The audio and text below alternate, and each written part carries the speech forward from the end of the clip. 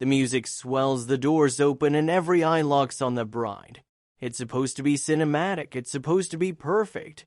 And then, boom, the dog explodes. Not metaphorically, physically. Rex, the German Shepherd, breaks free like someone flipped a hidden switch. Leash drops. Nails scrape. Guests gasp. And instead of charging at the bride, he slams into a table, spins, and lunges for her dress. Silk tears, music dies. Smiles collapse. Now here's the question. Dogs don't sabotage weddings for fun, especially not trained police dogs. So what did Rex sense that no human in that room did? And that's where this story gets interesting. Rex wasn't a nervous pet. He was a canine officer. Crowd pressure? Routine. Loud noise? Routine. Chaos? Routine. This dog had walked through raids and crime scenes without blinking. But today, he was rigid, focused, listening. And here's the first thing you need to understand about working dogs. They don't react to emotion. They react to patterns. Something in that room broke a pattern. Before the ceremony, in the quiet bridal room, everything looked calm. White walls, soft chatter, nervous laughter, classic pre-wedding energy. But Rex wasn't pacing. He wasn't whining. He was locked in. When Emma's mother entered, he stepped between them. Not aggressive, not panicked, just blocking. That's not random behavior. That's protective positioning.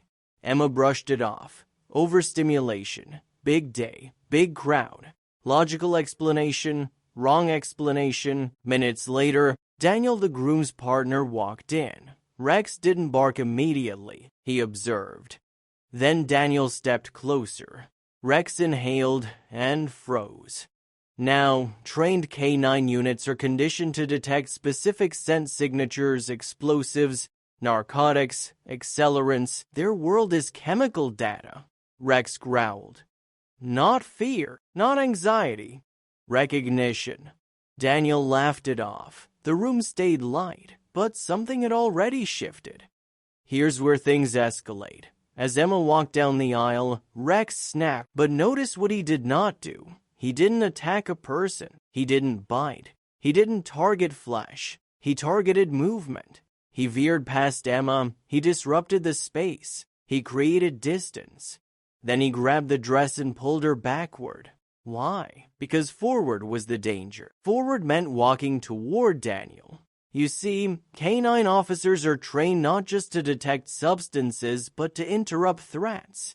Rex wasn't ruining a wedding. He was interrupting a trajectory, and that changes everything. Once security stepped in and guests cleared the aisle, Lucy checked Daniel. Routine check, except his reaction wasn't routine.